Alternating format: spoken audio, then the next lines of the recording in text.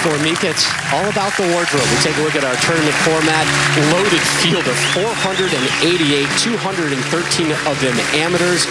The average by round, it started with a low of 185 in the round one of qualifying, hit a high of 203 in the final match play of round three. Demanding conditions here at the U.S. Open.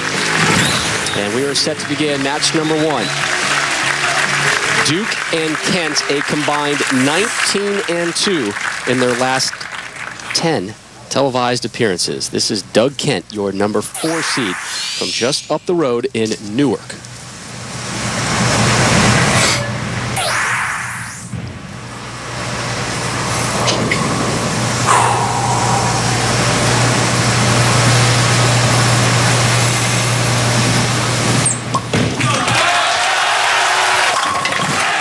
Great start. Said this was a very frustrating year. Felt he bowled well, but really he's gone nowhere. This week, the term he used, redemption for a long, long season. Regardless what happens today, he's had redemption. For Norm Duke, you could kind of use the same word as well. Well, for Norm, it's kind of been survival mode all season long. He's been injured. Bowling for his career when he won the World Championships earlier. Think there's some fans for Norm here today? Norm's got a pretty strong fan base everywhere he goes. But, you know, the theme for U.S. Opens, as far back as I can remember, is just a grueling, grind-out type of tournament. You know that the lanes are going to be difficult. You know the format's going to be very, very long. So it's a draining tournament. Takes care of the 10. Spares will be a big part of today's storyline. Take a look at our Motel 6 matchup. And Norm Duke looking for his first U.S. Open title of his Hall of Fame bound career. Should he win it, he'll become the 5th bowler to win PBA's Triple Crown, joining Mike Albee, Billy Hardwick, Johnny Petraglia, who's here today, and Pete Weber.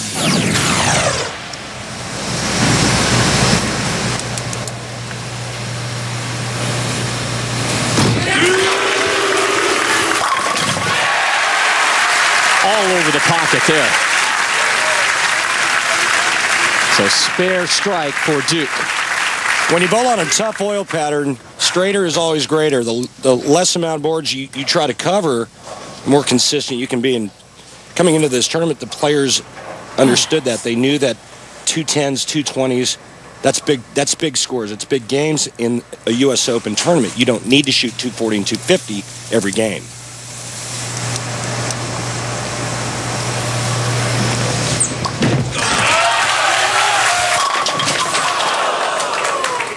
It was a horrendous start this week for Doug Kent. Sat at 256th after day one. Had just one game of 200 or better. Then he started to move up the standings. Went to 42nd on day 2 with a 219 average. Day 3 with a 229 average. Had moved himself up to 17th. Right now he's your 4 seed, trying to take care of the spare.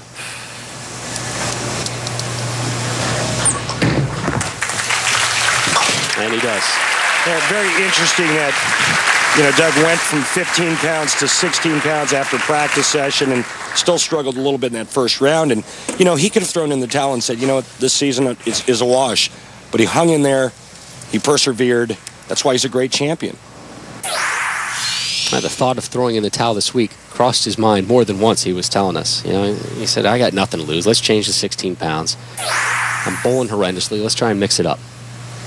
Strike, spare to start for Kent.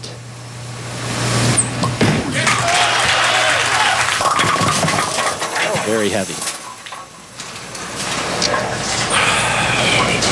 And this is indicative of a U.S. Open pattern. When you miss target left, the ball will not hold its line. And Doug leaves himself with probably the toughest spare on tour, the 3-6-9-10.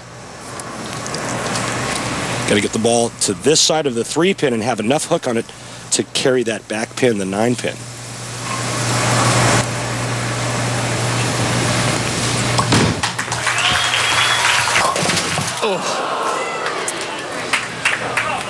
Those are pickups you need to make to be a U.S. Open titleist.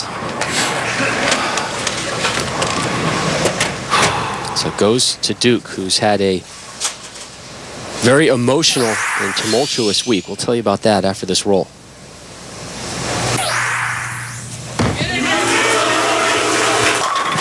Great hit for Norm, whose grandfather, Monk Mattingly, passed away this week at the age of 97. They buried Monk on Norm's 44th birthday on Thursday. So many things going through Norm's mind. He says, you know what? This is not the U.S. Open. It is the Monk Mattingly Open in his eyes right now. Tournament still means a lot, but more of an uplifting thought and image to it for him this week. 3 in a row. Thank you. Make no mistake about it, throwing three-baggers on a U.S. Open oil pattern is all about precision and shot making.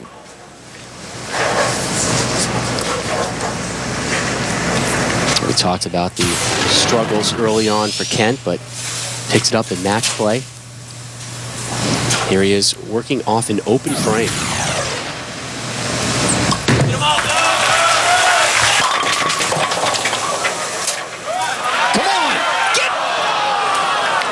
Just nuzzled up next to the 10.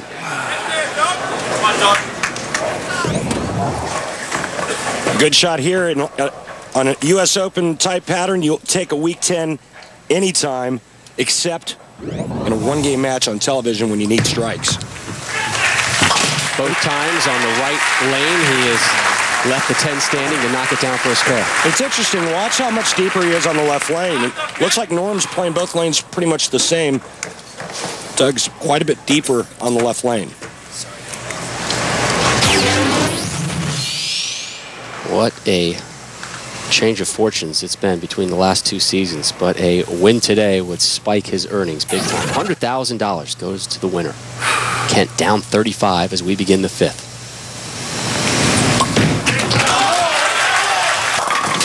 There you go.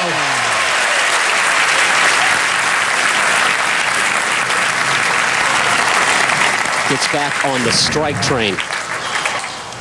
Again, quite a bit deeper on the left lane. Another great quality shot. Good pin carry. Let's see if Doug can take advantage of that. That strike up in the 5th. Right now, Norm Duke working on a three-bagger.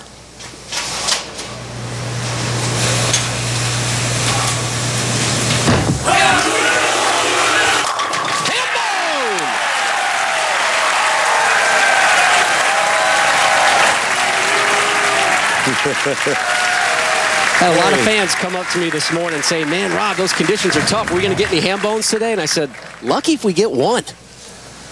That ball's around the 3rd arrow to start.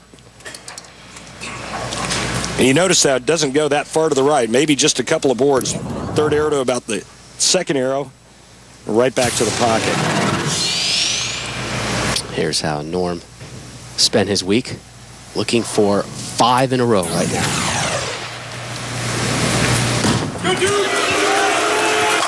Drops the nickel. Don't cheat me on the reacts, Norm. Get emotional. Get into it, Norm.